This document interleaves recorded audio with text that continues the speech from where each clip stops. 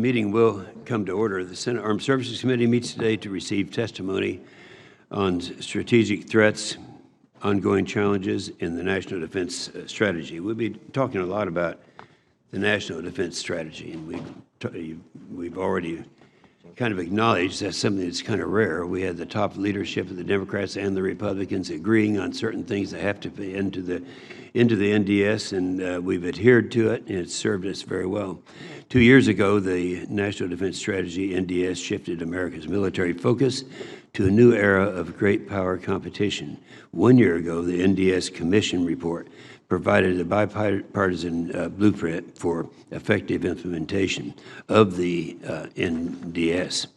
These documents demand tough choices to achieve urgent change at significant scale. We must reshape our military, reform the Department of Defense, and recommit to strengthening alliances and attracting new partners. This is exactly what our National Defense Authorization Act is designed to do.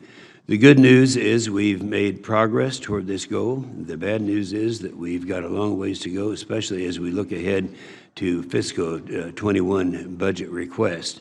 When it comes to tough choices, we've heard a lot about the Pentagon, the leaders, about what they're doing to implement the NDS. I'd like to hear more about what they're not doing, what missions have been cut and or are now a lower priority than they were. In fact, I'll have one question at the time for questions of both of you on that subject.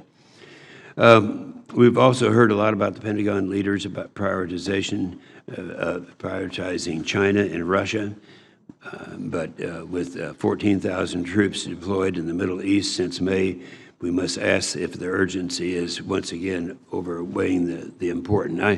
I would comment on this. It's true that 14,000 troops have been over there, but this article that came out, I think just yesterday, saying an additional 14,000 troops is something I had not heard.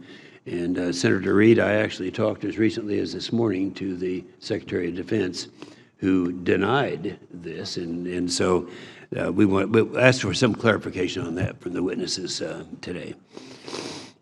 I'd like to hear from the Department about how it is prioritizing Russia and China. Prioritizing China and Russia means making tough choices, but about where we send our forces in the world. Not every theater can be prioritized, but as we right-size our posture in theaters like Africa, places that have not had adequate attention in the past, we've got to keep a lot of these things in mind. Defining an acceptable level of risk is never easy. People don't understand when you talk about risk, you're talking about American lives, and you've got to face the risk as these decisions are being made. NDS implementation is not just a job for the Pentagon, it's a job for Congress. The defense authorization and appropriation bills are critical to resourcing and overseeing the implementation of our strategy, whether it's recovering readiness, modernizing our nuclear arsenal, investing in cutting-edge technology, or making sure our troops and their families live in safe housing. We had a very large hearing just a few days ago on this issue. I think it might have been the largest one I've ever attended or chaired anyway, on the housing issue, and it is a serious problem. That's one more reason that we've got to get on with our defense authorization bill. We've got some solutions to these problems that we've got to get started on.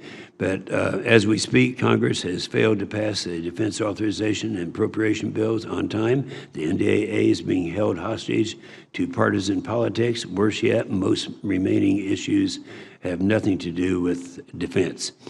China isn't waiting for us to get our act together. China is increasing the military spending.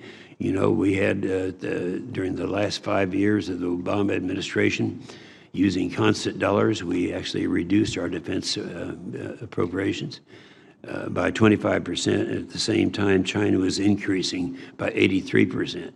People are shocked when they find that, but it's a fact, and it's something we're going to have to deal with. So let's get real. If we're serious about competing with China and Russia, we have to show that our democracy can give our troops what they need and when they need it.